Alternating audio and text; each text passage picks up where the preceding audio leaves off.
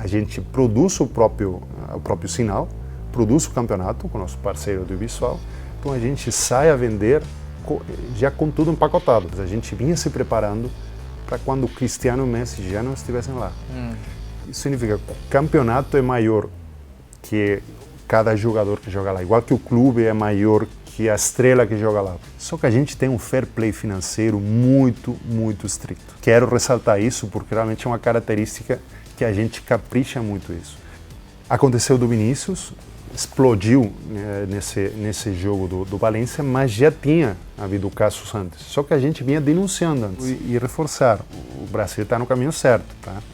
Quer dizer, no mínimo já tem esses 2 blocos organizados e a tendência é a melhorar. Olá, seja bem-vindo a mais um episódio do Negócios do Esporte aqui no canal do Infomoney. Eu sou Henrique Stetter e hoje recebo Daniel Alonso Duarte. Ele é delegado da La Liga no Brasil desde 2019. Tem desempenhado um papel crucial no desenvolvimento das áreas esportivas e de negócios da La Liga aqui no país. Vamos explorar com ele como a La Liga está se expandindo internacionalmente, as estratégias de desenvolvimento financeiro que dão condições para que os times atinjam o seu maior potencial possível e como surfar a onda das grandes estrelas brasileiras presentes na Espanha.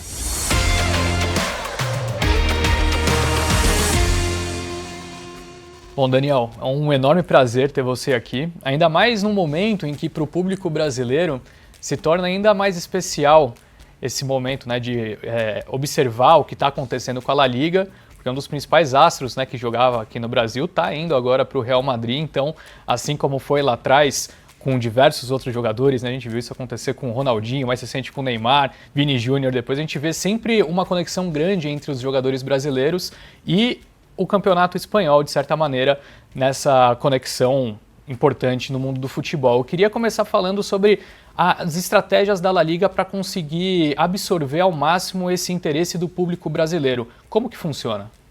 Bom, obrigado pelo convite, um prazer estar aqui também. Realmente é um momento para a gente que estamos tocando o negócio do Brasil, vamos falar assim, como representante da La Liga no Brasil, e com essa chegada do Endrick, né? Realmente ele tem esse todo, não só mídia, né? Mas todo essa expectativa no Brasil. Sim. Então, com ele e a chegada do Mbappé, não vamos esquecer. Não vamos esquecer que tem esse pequeno realmente jogador. Gerou toda essa expectativa que para a gente é ótima, né? Claro. Realmente vai nessa linha que você falava, falaram, dá para chamar de novo a Liga das Estrelas? Nunca deixou de ser, mas agora retoma um pouquinho com esses nomes mais expressivos, e principalmente para o Brasil, com o que o Endrick vinha fazendo aqui, com tudo que se espera dele, né? E vamos ver como ele performa. Também não dá para exigir a um garoto que tem 18 anos, né?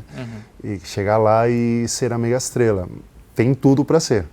Esperamos torcemos também para que seja, mas da parte de negócio, é mais aproveitar um pouquinho dessa onda para falar no mercado, olha, você gosta da La Liga, é uma marca que quer quer atender esse público que gosta da La Liga, que acompanha o Endrick, então é um momento para a gente falar, vamos conversar e tentar chegar a uma parceria aí, isso é de muito interesse para a gente. Do ponto de vista de negócio, como você estava comentando, como que a La Liga consegue aproveitar esses momentos, tanto com marcas, mas também do ponto de vista de mídia, né, de redes sociais, de engajamento do público em alguma localidade em específico? Como que funciona essa estratégia?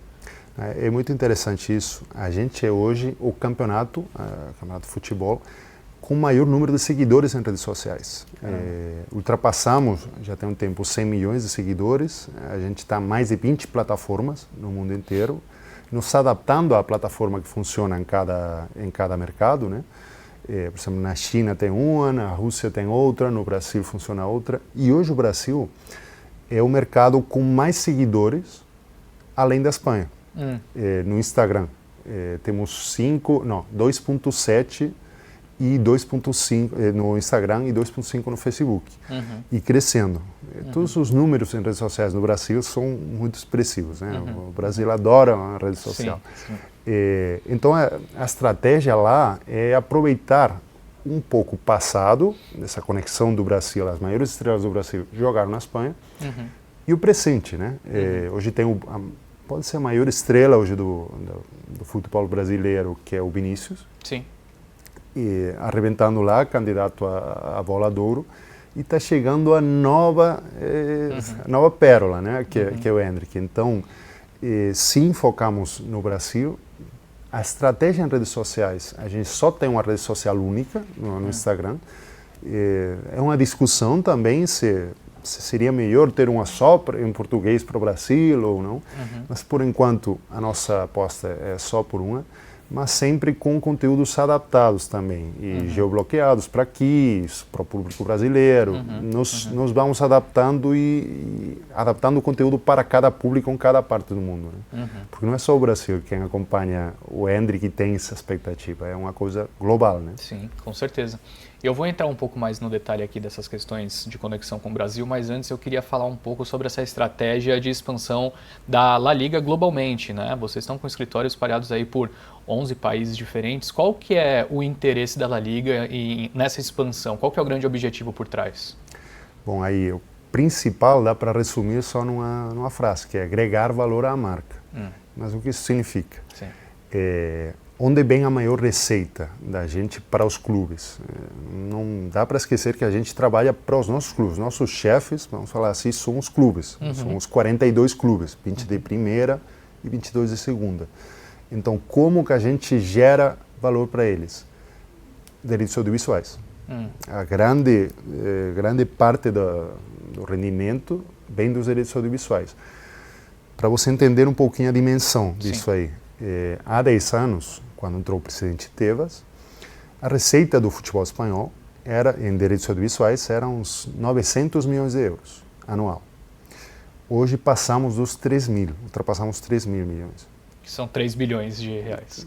De euros, no de caso. Euros. Sim. Mas de onde vem esse crescimento, que é importante? Na Espanha, a gente é líder.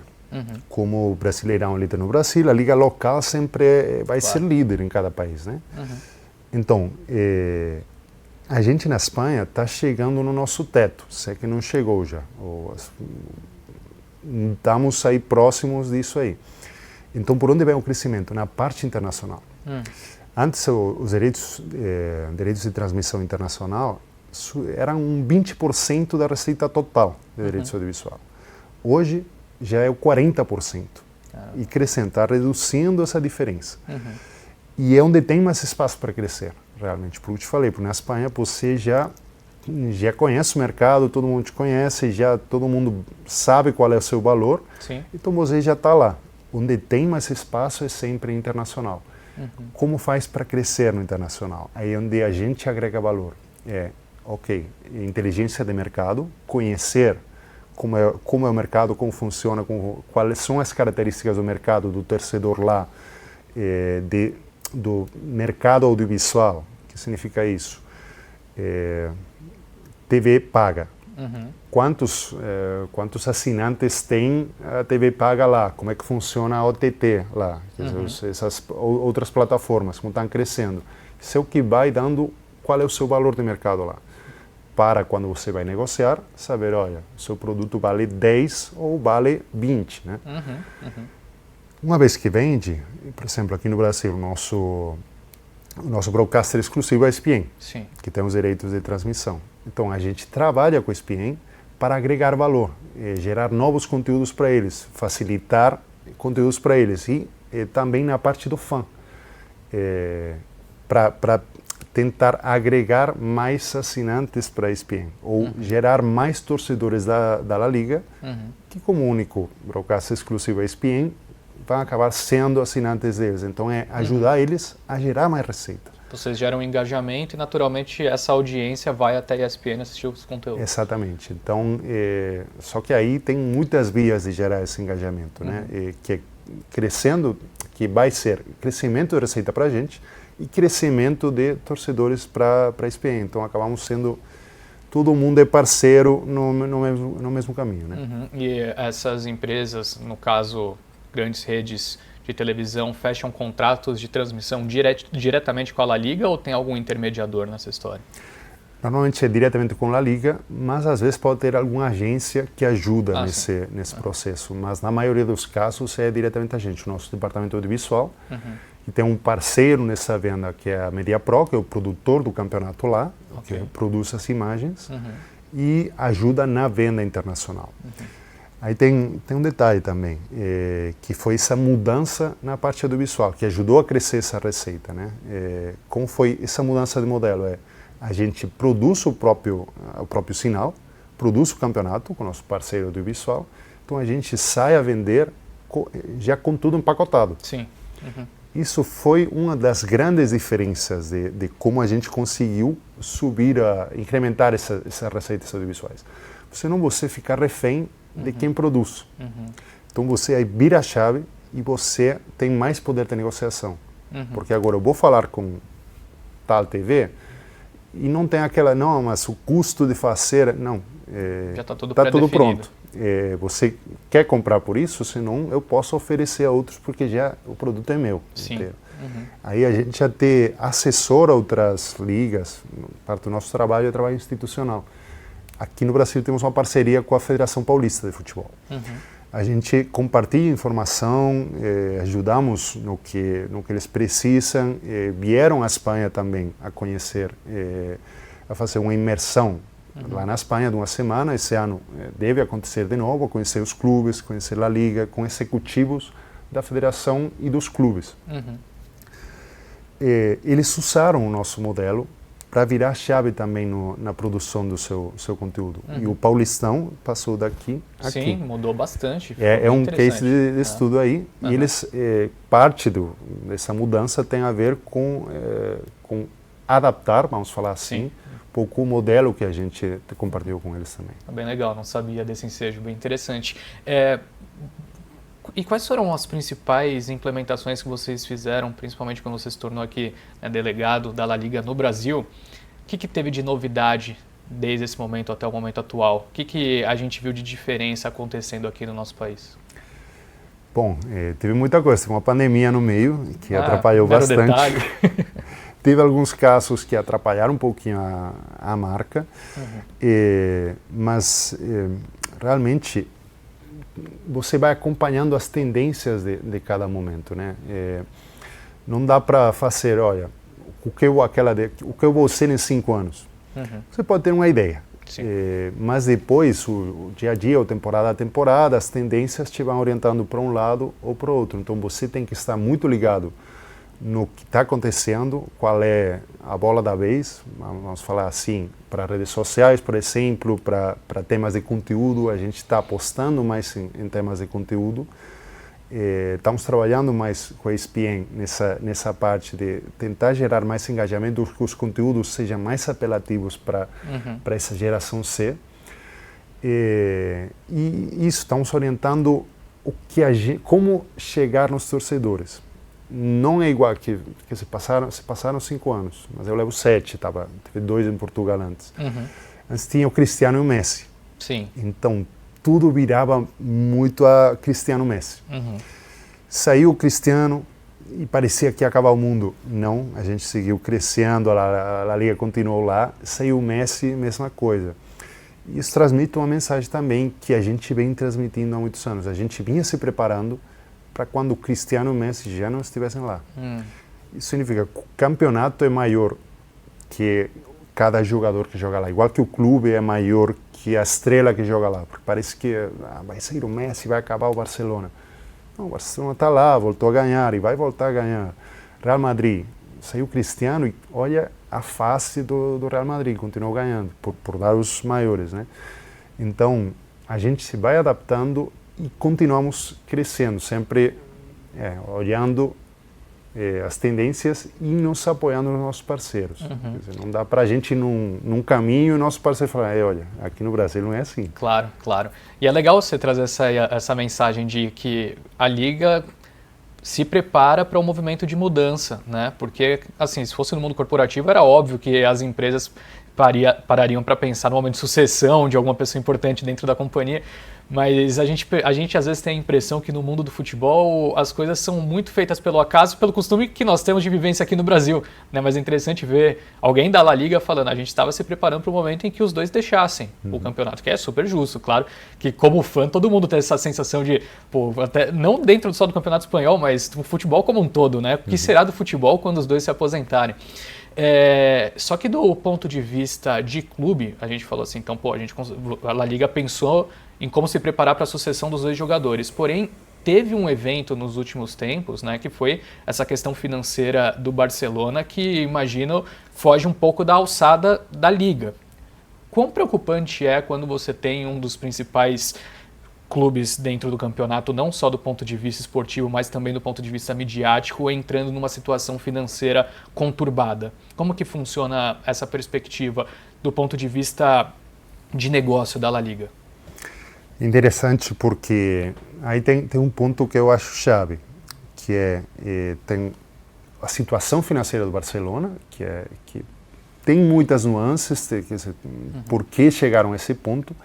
Não vou entrar nisso, porque a pandemia realmente atrapalhou as contas deles e acabou não dando certo a economia deles, por enquanto.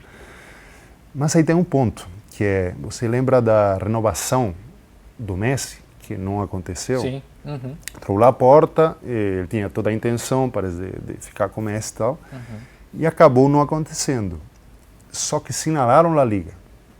Falaram, a La Liga não deixou a gente ficar com o Messi. A gente tinha todo o interesse em que o Messi ficasse. Claro. Só que a gente tem um fair play financeiro muito, muito estrito. E quero ressaltar isso porque realmente é uma característica que a gente capricha muito isso. A gente teve dois pilares fundamentais para o crescimento, que é o incremento da receita audiovisual e o fair play financeiro.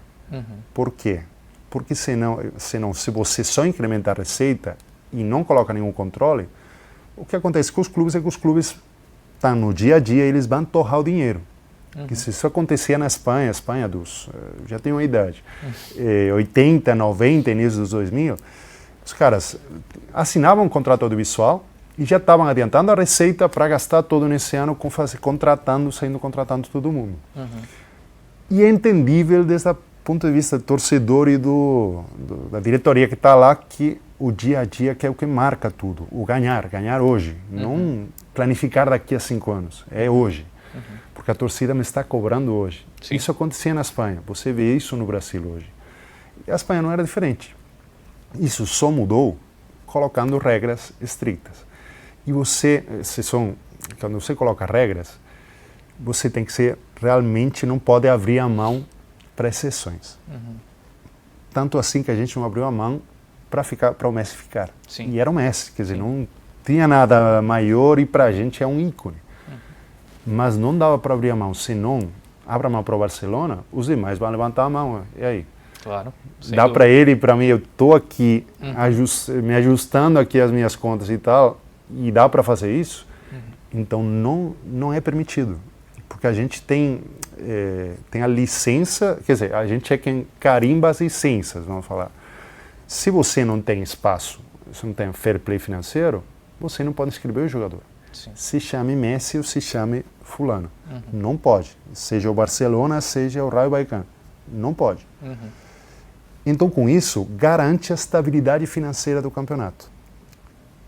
Diferente do que acontecia antes, que tinha, de média, 150 denúncias anuais de impago a jogadores. Isso era a normalidade na Espanha. Há 10 anos, tinha metade dos clubes, entre primeira e segunda, estavam em, como chama aqui, recuperação judicial. Isso era a realidade do futebol espanhol. Tinha estrelas, mas os caras contratavam e depois vamos ver quem paga. Essa parece um pouco com a história do Brasil hoje. Eu falo muito isso. Nessa conversa de nova Liga Brasileira, eu falo, não, mas o modelo da Espanha, não, mas para aqui não funciona. Cara, a gente era muito parecido. A gente conseguiu virar a chave. Mas com controle estrito, gerando uma receita e controlando. Senão, não dá certo. Boa. E foi interessante porque aqui no meu no roteiro que eu penso antes da nossa conversa, eu ia fazer exatamente essa conexão com a pergunta do Barcelona com a questão do fair play financeiro e trazer para a discussão brasileira. Acho que sua resposta foi bem precisa nisso. Só um ponto que eu acho que seria legal a gente destacar é o seguinte, pelo menos na perspectiva, eu acho que do ponto de vista do brasileiro, de maneira geral, a La Liga ainda é muito lembrada como um campeonato de 2 times de futebol. Por mais que a gente tenha visto o Atlético de Madrid ganhando várias vezes nos últimos anos, o Girona que fez um campeonato super legal no ano passado, na temporada passada, mas a perspectiva, assim, pelo menos do brasileiro, quando ele lembra da La Liga, é isso, é um campeonato de Real Madrid e Barcelona. Qual que é o trabalho de vocês em mudar essa percepção? Ou tem o interesse de mudar essa percepção? Ou vocês enxergam até ser positivo, ser essa grande rivalidade, a maior lembrança que o público de fora do seu país, a Espanha, tem a imagem? Como que funciona para vocês? Bom, tem várias ópticas aí. A primeira, como a gente enxerga isso na parte econômica. Nesse plano a longo prazo, porque temos que diferenciar o que é liga e o que são os clubes. Os clubes estão mais no dia a dia, a gente tem que pensar a longo prazo. Sim. Alguém tem que fazer esse trabalho, né? Nessa parte, o que a gente queria e está conseguindo é reduzir esse gap entre os maiores e os menores. Um exemplo é mais fácil. Real Madrid e Barcelona, antes da centralização dos direitos, que é de onde vem esse incremento de receita, antes cada um era, tipo aqui, cada um vendia os seus direitos dos seus jogos, né? Depois, quer dizer, por lei, ficou centralizada essa venda, quer dizer, os direitos ficam todos com La Liga, que vende em pacote. Então, o valor desses direitos se incrementa. O bolo antes era assim, agora é assim. Esse é a grande... Todo mundo ganha mais. Sim. Essa é a realidade. Mas não chega com que todo mundo ganhe mais. Tem que ir reduzindo esse gap. Antes, um Real, Barça ganhava em torno a 100 milhões de euros. Mas um Celta, um Osasuna, estavam entre 5 e 10 milhões de euros por ano, por TV. E eles tinham que sair no domingo e jogar contra, né?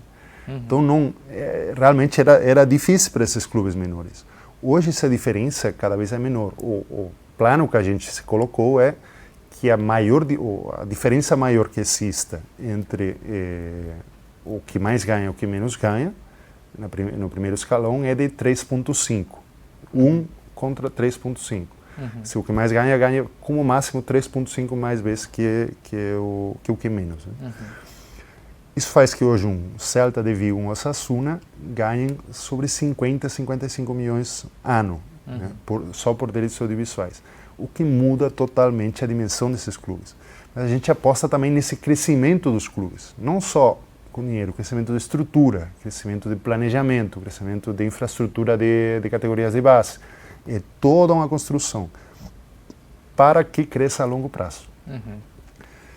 Na parte do Real Barça, é positivo. A gente não enxerga como negativo. Tem essa frase que fala muito aqui, da espanholização do campeonato. Realmente, se você vai ver os dados, não é tão assim, porque tem o Atlético de Madrid, que ganha, cada X está ganhando. Se você compara com outras ligas, até tem maior domínio, inclusive não de 2, senão de 1. Veja-se Bundesliga, ou Premier League, ou Premier League, que normalmente é lembrado com vários times, nos últimos anos só tem um vencedor. Se você vai ver os últimos 10 anos, deu 3 clubes, uma coisa assim. Igual que na Espanha, só que na Espanha com mais alternância. Sim. Se você vai ver a Itália, a Juventus esteve quase 10 anos ganhando. A Alemanha, Bayern Munique, até agora, Bayern Munique esteve 10, 11 anos ganhando. Só um clube, então... Sim. Ainda bem que é espanholização e não alemanização do campeonato, né? Senão só ia dar um clube. Sim. E por fazer essa analogia, mas a gente não enxerga negativo porque a gente tem os 2 maiores clubes do mundo. Então você não tem como ir contra disso, você tem que aproveitar disso. Sim. O carro-chefe é o Real Madrid e Barcelona. A gente tem o maior duelo, que chama o maior clássico do mundo do futebol em Liga Nacional, é o Real Barça. Então, como a gente vai tentar tirar força disso? Tudo o contrário. A gente quer colocar mais em valor e a gente coloca o produto estrela, né? Sim. Só que a gente quer que essa classe média, vamos falar assim, suba mais. acabe ficando mais competitivo o campeonato. E está acontecendo. Você vê a Real Sociedad entrando no top 4, e chegando em quartos de finais de Champions League, com um time 70% no elenco de categoria de base, de jogadores de categoria de base. Quer dizer, isso é um exemplo do que a gente está procurando. E de boa gestão, aproveitamento de categoria de base e performance esportiva. Girona, esse ano foi o animador do campeonato, top 4 Champions League. Se volta a ter esses times que estão lá acima. Villarreal, campeão da Europa League, e chegando lá acima em Champions. Isso tudo vai construindo marca, vai construindo afição, engajamento com o torcedor. Sevilla, maior campeão da Europa League. Tudo isso é construção e é resultado de todos esses anos. Então, entendemos que estamos no caminho certo. Mas não dá como tirar que Real e Barça são dois transatlânticos, são gigantes, e vão continuar sendo. E a gente não quer que deixem de ser. Só quer que os demais também cheguem lá acima e seja mais competitivo. Claro. Você falou do Sevilla ganhando a Europa League, eu tenho a sensação de que toda vez que chega uma final de Europa League, eu tô tendo uma nostalgia, algo do tipo, não é possível que isso daqui esteja acontecendo de novo, né? E é impressionante como todo o campeonato, assim, eles chegam forte. Tinha até uma mística, né? Assim, Não, eles se chegam, eles ganham. Eles ganham. A última vez eles estavam mandando mal no campeonato local, estavam saindo e brigando por não ser rebaixados. Chegaram lá e ganharam de gigantes europeus e ganharam a Europa League. Então, é aquele, o peso da camisa, né? Que fala. Realmente, na Europa League, o maior peso é do Sevilla, não tem como. E, Daniel, assim, no mercado financeiro, principalmente, a gente viu ao longo dos últimos 2, 3 anos uma pauta ganhando muita força, que é a pauta ESG, né? Então, a importância em questões sustentáveis, éticas e coisas do gênero. E, invariavelmente, eu tenho que te fazer uma pergunta aqui, que é a questão que a gente viu ocorrendo principalmente com o Vinícius Júnior ao longo dos últimos tempos. Ainda mais você sendo delegado, né, da La Liga no Brasil, eu acho que isso te impacta muito diretamente, né? Assim, o que vocês têm feito para que esses casos de atos racistas não voltem a ocorrer, né? Porque a gente viu algumas sequências que, para o público brasileiro, acabou pegando muito mal. Eu via muita gente comentando no Twitter, no X, falando que não queria mais assistir nada relacionado ao campeonato esportivo na Espanha, né? Generalizando até para o próprio país. Então, claro, é uma dinâmica que não é positiva para a La Liga. O que vocês têm feito? Bom, esse foi um momento realmente sério para a gente, porque o que acontece? A gente vinha lutando há muitos anos contra o tema do racismo, com ações em estádios, denunciando todos os casos que tinha, ajudando os clubes a tirar esses torcedores, vou chamar torcedores, mas nem deveria, mas radicais, que acabam gerando medo, às vezes, sair do estádio.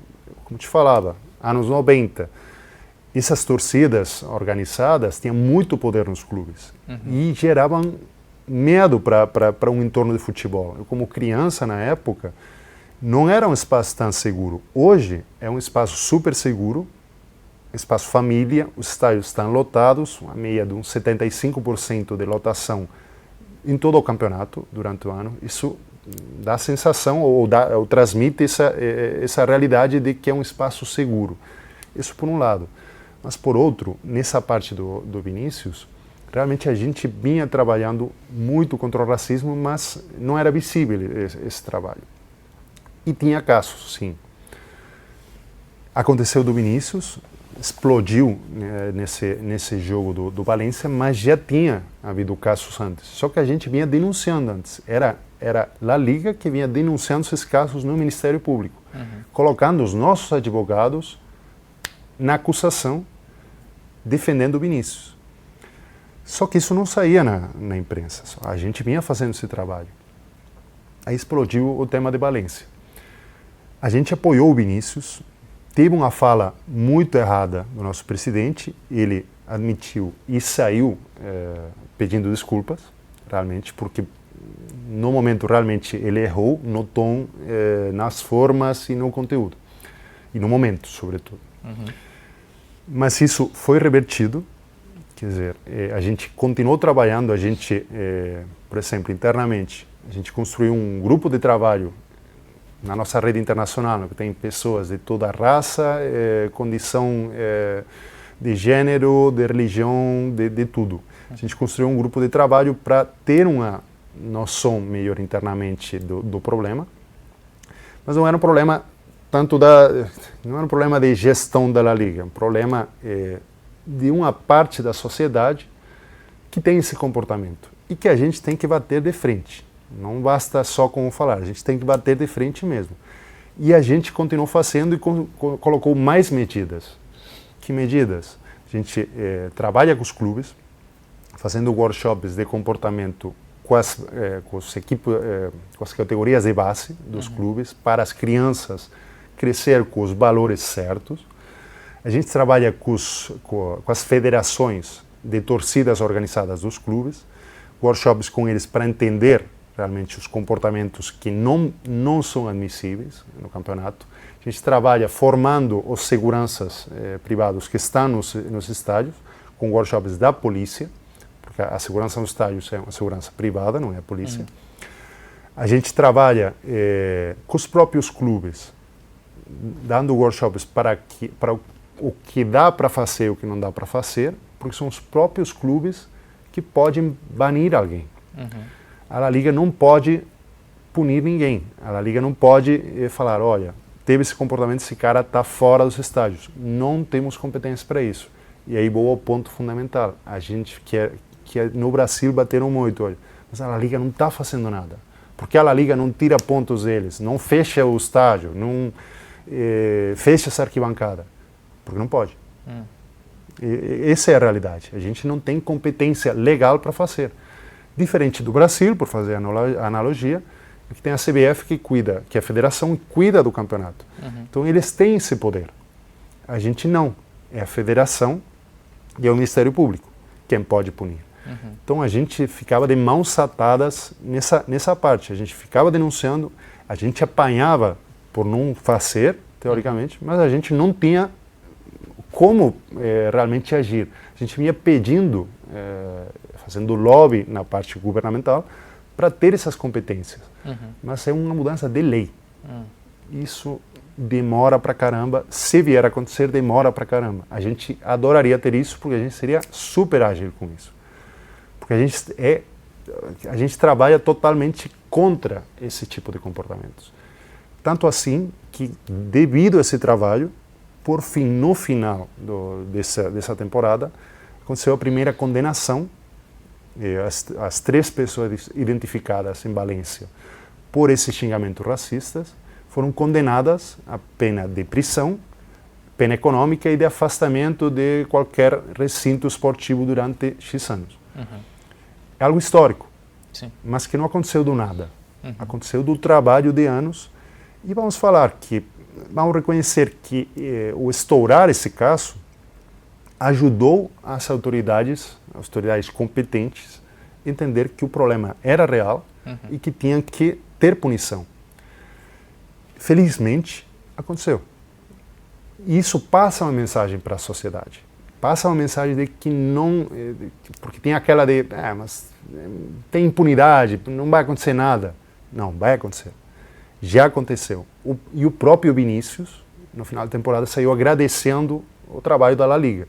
Para a gente isso realmente é um sucesso. Não que o Vinícius fale, não, é o reconhecimento de todo o trabalho que a gente vinha fazendo de anos. E que, por fim, as autoridades entenderam isso. Então é um trabalho de construção e é um trabalho de mudança da sociedade. No que a gente tem que ter um papel ativo. E a gente assume essa responsabilidade e a gente vai para frente e faz. Só que demora. Se você me perguntar, vai voltar a ter algum caso em algum estádio? Eu acredito que sim. Isolado, vai ter. Porque a mudança de sociedade é assim. Quer dizer, não dá para fazer, não fez assim, magia, acabou. Não funciona assim. O que a gente tem que fazer é fazer a nossa parte. E eu tenho um caso que eu gosto muito. Gosto muito da reação, não do caso. Teve no Sevilla Real Madrid, ano passado. Era um adolescente na arquibancada, fez xingamentos e gestos racistas contra o Vinícius. Foi identificado na hora, A gente coloca todas as câmeras que existem no estádio à disposição do clube e da polícia. Foi identificado na hora e foi tirado do estádio na hora. Isso é durante o jogo. Isso é o que tem que acontecer. Isso é o que a gente quer que aconteça se acontecer um caso. Obviamente, não queremos que aconteça nada. E trabalhamos na educação para que não aconteça. Mas se acontecer, a gente tem que ser firme nesse agir contra. Né? E, Daniel, a gente está falando aqui, né, de ser firme no agir contra. Eu sei que vocês também estão buscando fazer isso, principalmente na parte de fraudes audiovisuais. Queria que você comentasse um pouquinho a respeito dessa temática. Assim, qual que é o tamanho desse desafio para a La Liga? Esse é um dos pontos fundamentais hoje também. Também tem vários, né? Sempre tem várias frentes abertas. Mas na parte do fraude audiovisual, até a gente comentava antes, a gente nem chama de pirataria. Pirataria pode ter até uma conotação de sou antissistema, sou malandro. Sou malandro, eu faço, mas eu sou mais esperto. Isso. Né? Só que realmente quem se acha assim está errando bastante. Porque realmente quando você vai num link pirata, você vai num link fraudulento, num link que é supostamente de graça, nada é de graça. Não existe o de graça, não, é Robin Hood que está entregando futebol para você. Não existe. Isso não existe. Esse cara está ganhando, não é um cara, é um grupo criminoso que está ganhando alguma coisa com você. Alguns até, peguei o sinal e eu estou vendendo para você. Mas você pegou da onde? Existe algo etéreo que você foi lá e pegou? Não, você roubou do seu dono real, de quem é o proprietário em exclusividade. Então, alguém pegou e está vendendo para você. Só que você não tem como confiar nesse alguém que roubou. Já roubou de alguém e provavelmente vai roubar de você. Tem golpe por todo quanto é lado. E nessa parte tem muito realmente. Que o cara quer, por pagar menos que é o oficial, vamos falar assim, acaba perdendo muito mais. Isso é uma coisa real que o torcedor, quem quer assistir, tem que ter muito em conta. Fique de olho porque isso não é de graça. Você tem ideia do impacto financeiro que isso causa? Calculamos uns 600 milhões de euros em receita audiovisual que os nossos clubes deixam de ganhar por todo esse impacto do fraude audiovisual. A gente luta contra, mas luta contra é um tema mundial. Só que aí tem um detalhe que são as leis de cada país, né? Cada país é um mundo. Na Espanha, a gente trabalha diretamente com o governo, com as autoridades e com o Ministério Público, né? Então a gente tem um grupo de trabalho, mais de 50 pessoas, softwares diferentes para lutar contra. Nessa parte, esse software identifica esse conteúdo audiovisual fraudado e toma na hora. Quer dizer, identifica, manda as provas para o Ministério Público e cai na hora, por acordo que a gente tem com o Google da vida e com o Ministério Público. Só que isso é na Espanha. No resto do mundo, você com fraude que vem no Brasil, na Argentina, no outro lado, você tem que estar de acordo com as autoridades locais. Então, é um trabalho país a país.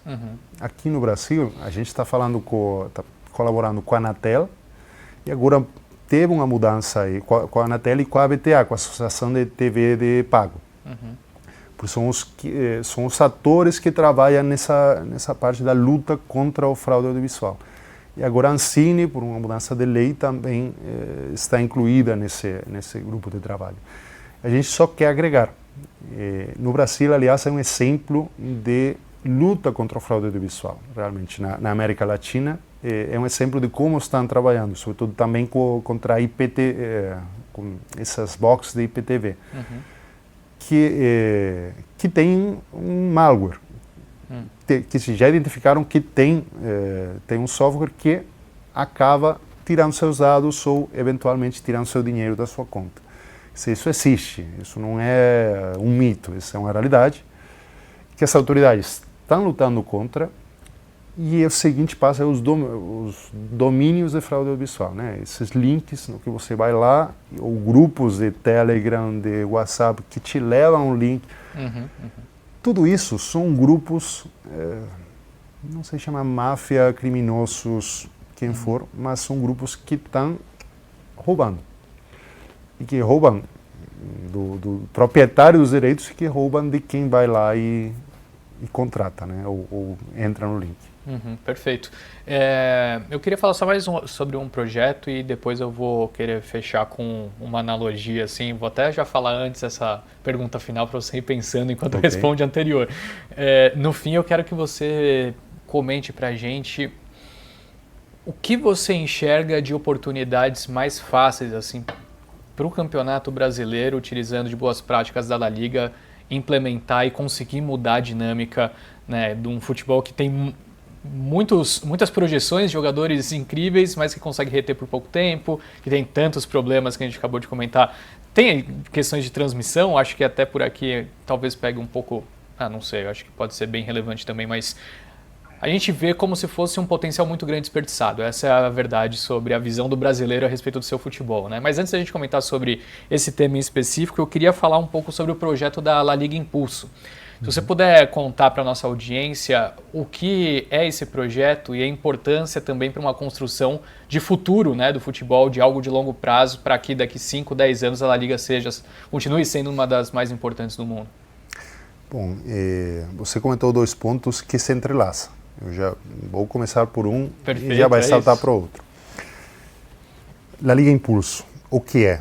É um plano, chamamos de impulso porque o que a gente quer, parece ter um slogan, mas é a realidade, é fazer um salto no tempo. É fazer em 3, 4 anos, saltar 10 anos. Por quê?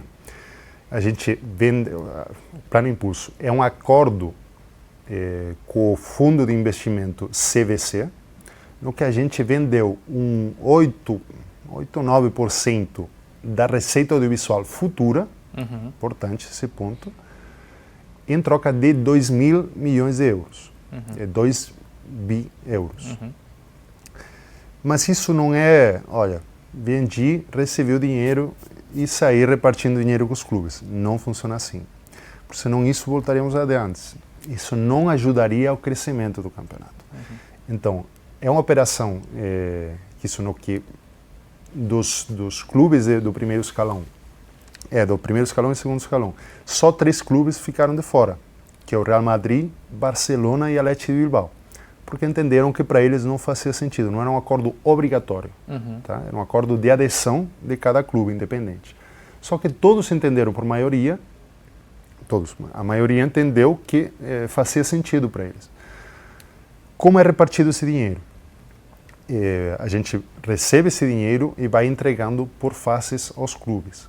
Reparto do dinheiro, 70%, e a chave é para melhora de infraestruturas, para crescimento do clube.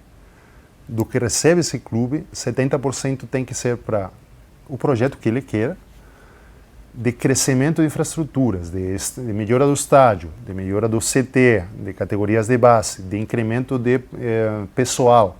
Quer dizer, olha, eu não tenho estrutura, ok, agora você tem dinheiro para contratar pessoal e poder crescer, contratar mais profissionais para crescer no internacional, para crescer no nacional, no seu marketing, no que faça sentido para você. O que se procura com isso? Que você se dote de estruturas e de pessoal para um crescimento a longo prazo e com projetos que gerem receita para você. Por isso que os clubes estão apostando, hoje temos mais de 20 estádios sendo reformados na Espanha. Caramba, 20? Primeiro e segundo escalão, tá? Aproveitando esses fundos. Por quê? Mas não é, reformei o estádio, está lá só para jogar. Não, é nessa visão de arena. Ok, o estádio, mas vou utilizar mais que uma vez cada 15 dias. Vou utilizar recorrentemente, vou colocar lá lojas, vai ser um shopping, vai ser uma restauração, vai ter X. Para que gere receita. CT, mesma coisa. Pode ser Celta de Vigo, criou uma cidade tecnológica. Mudou o CT e criou uma cidade tecnológica lá ligada ao esporte. Então, são projetos que vão gerar receita para você no futuro. Então, isso é o 70% da quantidade. 15% foi liberado para pagamento de dívida.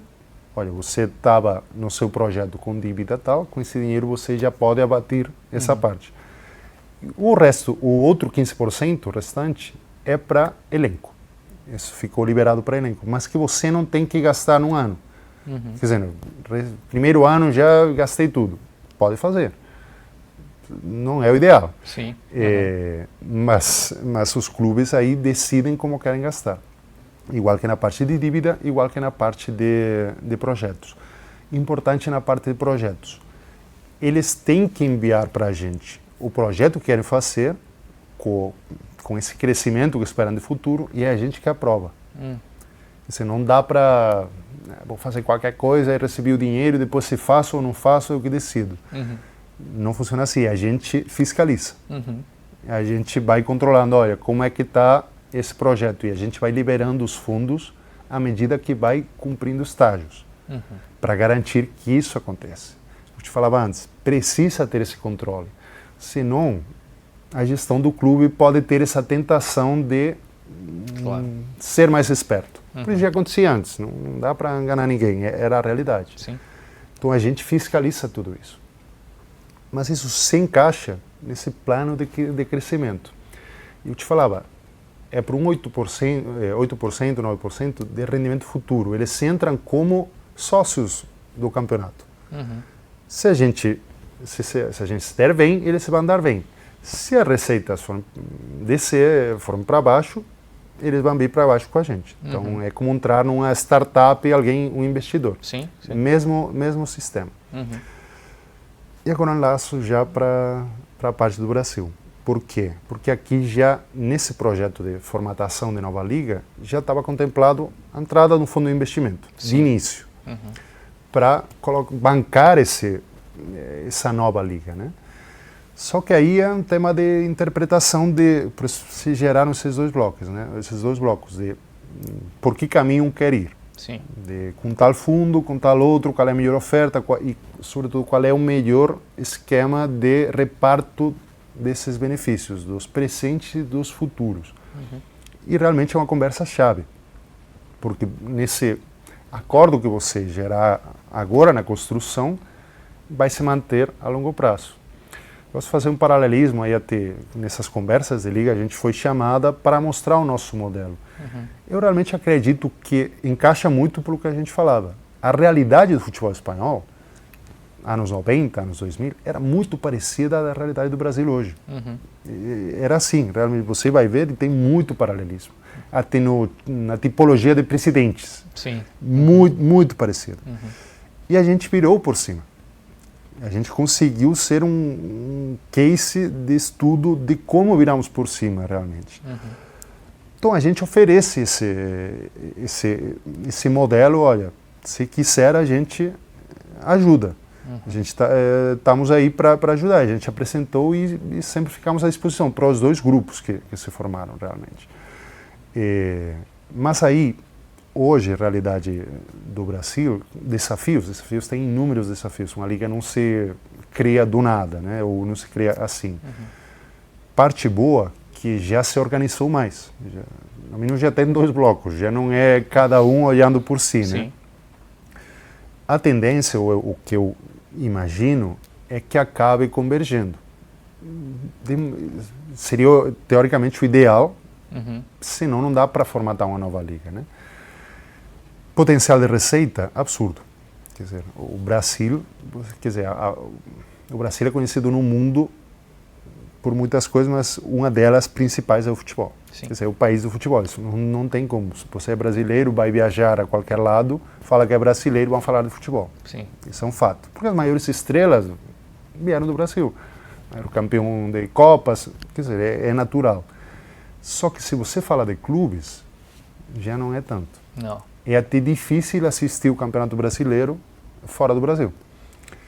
Isso tem a ver com o produto que você cria. Antes falava, olha, como a gente melhorou essa receita audiovisual. A gente criou um produto. a gente não tinha nem marca. A gente era o Campeonato Espanhol. Sim. Era o espanhol. Não era a La Liga, não existia a La Liga como marca. Hoje existe como marca e já mudamos, inclusive, o logo e toda a imagem corporativa da La Liga, para reforçar a marca e para reforçar esse produto audiovisual. Hoje, no Brasil, tem o Brasileirão, tem a CBF, mas que cuida da seleção e cuida do campeonato. É difícil atender os dois corretamente. E os desafios são diferentes para uma federação que para uma gestão profissional dos próprios clubes. Na Espanha teve que acontecer por lei. Senão não ia acontecer. Essa é a realidade. É uma mensagem que a gente passa diretamente. Olha, não fiquem assustados porque não chegam a um acordo. É natural. É natural ter esse choque. Nosso presidente falava que o modelo lá foi se encontrar incomodamente satisfeitos. Isso que significa? Que todo mundo, ok, eu acredito que o valor que tem que receber o meu clube está aqui. Só que o outro acredita que está aqui. É uma valoração pessoal, né? Sim, e tem a parte de torcida. Não, mas o clube tem que estar por cima desse outro clube rival. Claro. Senão a minha torcida vai me cobrar a mim, se eu aceitar outra coisa. Sim. Então é até difícil. Mas você tem que pensar em longo prazo e como grupo. Como falava antes, hoje o bolo é 100. Mas que esse bolo, o potencial do Brasil é ser 1000. Fazendo essa analogia. Só que precisa criar esse produto para poder gerar essa receita. Senão é muito difícil. Mas o potencial é gigante. Com isso, fazendo analogia com a Espanha, os clubes pequenos antes tinham um tema de autonomia, um tema de poder de clubes também.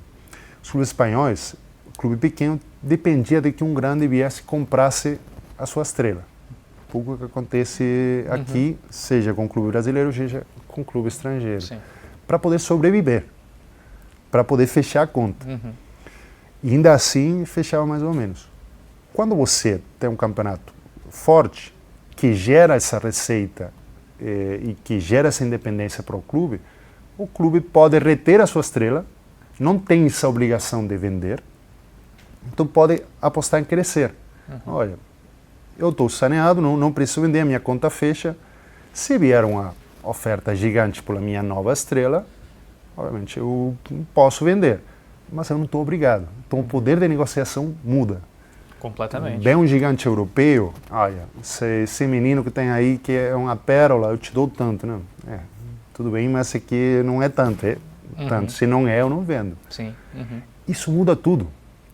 E muda também a nível local. Vem um gigante do Brasil com um time menor, vai contratar, não, cara, aqui não preciso vender. Isso faz toda a diferença. Com certeza. E isso só vai acontecer quando o bolo passar de ser assim a ser assim. Todo mundo vai ganhar mais. Essa é a realidade. Inclusive os que mais ganham hoje vão passar a ganhar mais. Só que os pequenos, o salto exponencial vai ser gigante. Perfeito. Daniel, foi um prazer te receber. Obrigado pelos ensinamentos. Foi uma aula realmente aqui escutar um pouquinho da La Liga, principalmente tendo vivenciado tanto tempo, né, de desorganização no futebol brasileiro. Parece que as coisas estão melhorando, mas é isso, né? Ainda é um sonho distante. Então é interessante demais poder ouvir esses ensinamentos aí de um produto que já fez essa virada e que está claramente dando certo já há algum tempo. Obrigado pela sua presença. Não, muito obrigado e reforçar, o Brasil está no caminho certo, tá? Quer dizer, no mínimo já tem esses dois blocos organizados e a tendência é a melhorar. Então, quero ser optimista nisso e passar uma mensagem de, olha, você tem muito bons gestores aqui no Brasil e que vão fazer certo. Então, muito obrigado pelo convite, realmente foi um prazer estar aqui. Prazer todo meu. Queria agradecer a todos que acompanharam também esse nosso bate-papo. Em breve estamos de volta. Não esqueça de deixar o seu comentário, deixa o like também, se inscreve no nosso canal. Ficamos por aqui. Um grande abraço e até mais. Tchau, tchau.